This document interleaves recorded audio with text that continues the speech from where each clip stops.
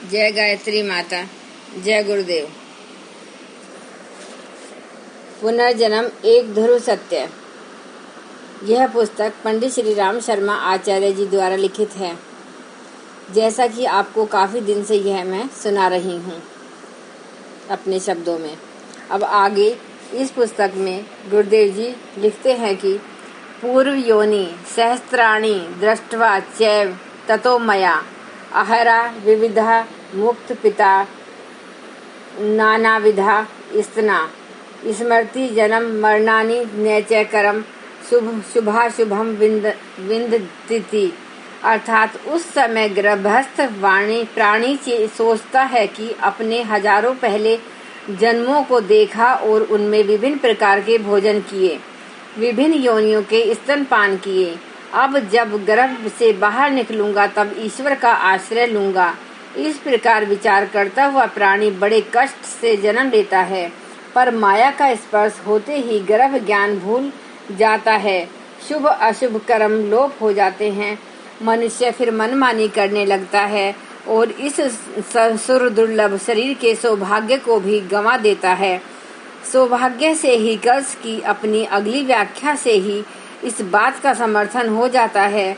उन्होंने भ्रूण विज्ञान में एक प्रसिद्ध सिद्धांत दिया, ऑन्टोजेनी रिपीट्स फाइलोजेनी, अर्थात चेतना गर्भ में एक बीज कोष में आने से लेकर पूरा बालक बनने तक सृष्टि में या विकासवाद के अंतर्गत जितनी योनियां आती हैं उन सब की पुनरावृत्ति होती है।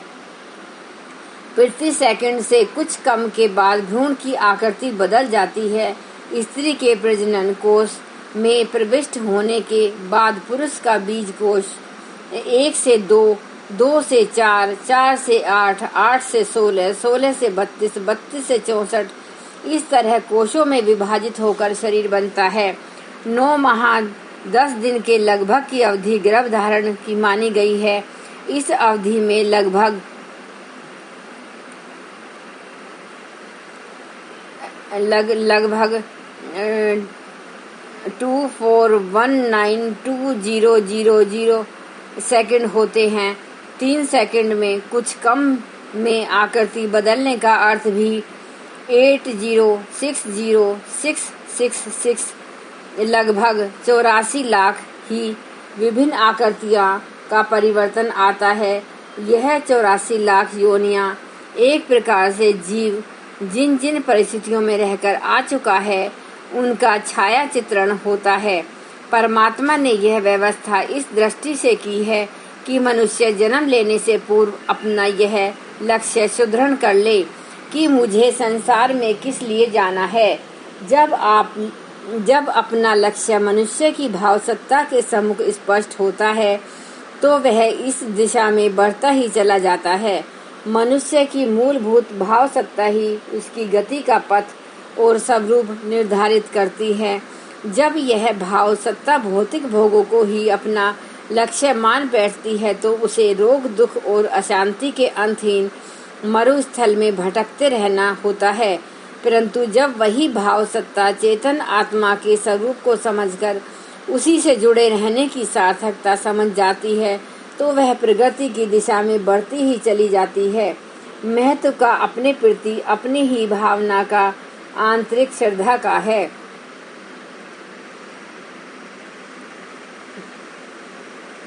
गीता में कहा गया है, श्रद्धा मयोषयम पुरुषो याय च श्रद्धे स एक्स, अर्थात जीवात्मा श्रद्धा में है। जिसकी अपने प्रति जैसी श्रद्धा होती है वह वैसा ही उसी श्रद्धा भाव जैसा ही हो जाता है। भाव सत्ता के अस्तित्व और उसकी शक्ति का प्रमाण है। लिपजिंग जर्मनी का न्यायाधीश बेनेडिक्ट कार्जो, जिसका जन्म 1620 में हुआ और मृत्यु 1666 में। कार्जो दुनिया का भयंकरतम न्यायाधीश था। अपनी सर्विस की लंबी अवधि में उसने 30,000 से अधिक लोगों को फांसी की सजा दी। सजा देने के बाद वह फांसी होते देखने स्वयं भी जाता था, साथ में कुत्ता भी ले जाता था और फांसी से मरे हुए मृतक की लाश कुत्ते से नुचवाता था। ऐसा कोई दिन नहीं गया उसके कार्यकाल में जबकि उसने कम से कम 5 व्यक्तियों को फांसी न लगवाई हो। एक दिन एक दुखी मनुष्य की आत्मा करहा उठी। फांसी पर चढ़ने के पूर्व उसने श्राप दिया, तेरी कुत्तों जैसी मृत्यु होगी। जिस दिन तेरा कुत्ता मरेगा उसी दिन तू भी मर जाएगा और कितने ही जन्म तू बार बार कुत्ता होकर मरेगा। अभिशाप दिए कुछ ही दिन बीते थे कि एक दिन उसके पालतू कुत्ते को एक पागल कुत्ते ने काट लिया। फिर उसी के कुत्ते ने उसे काट लिया। कुत्ता मर गया।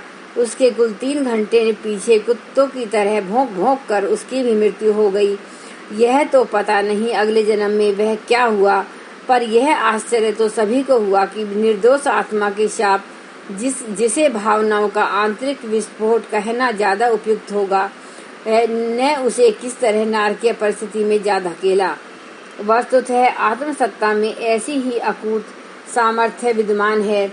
जब वह उच्च स्तरीय प्रगति के लिए भाव विस्फोट करती है तो उसके परिणाम वरदान के रूप में सामने आते हैं।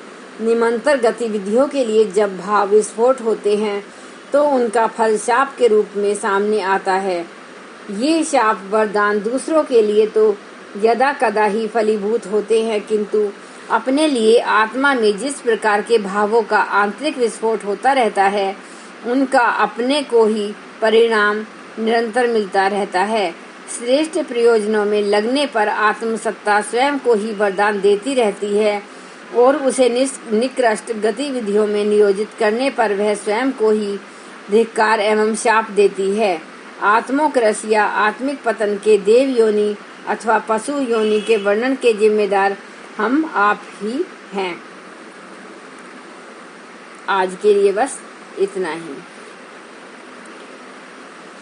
आप यह पुस्तक बहुत मन से, बहुत ध्यान से सुनना तथा दूसरे लोगों को भी सुनने के लिए प्रेरित करना, क्योंकि यह पुस्तक पंडित श्री राम शर्मा आचार्य जी द्वारा लिखित है, जिन्होंने गायत्री मंत्र देश जन जन में फैलाया और जन समाज को सुधारने में गायत्री मंत्र के द्वारा अपना पूरा तन मन लगा दिया था। सभी लोगों को, सभी श्रोताओं को मेरी तरफ से नमस्कार तथा धन्यवाद। अब हम गायत्री मंत्र का उच्चारण करते हैं। ओम भूर्भुवः सुवः तत्सवितुर्वरेण्यं भर्गो देवस्य धीमहि धियो यो न प्रचोदयात्। जय माता दी।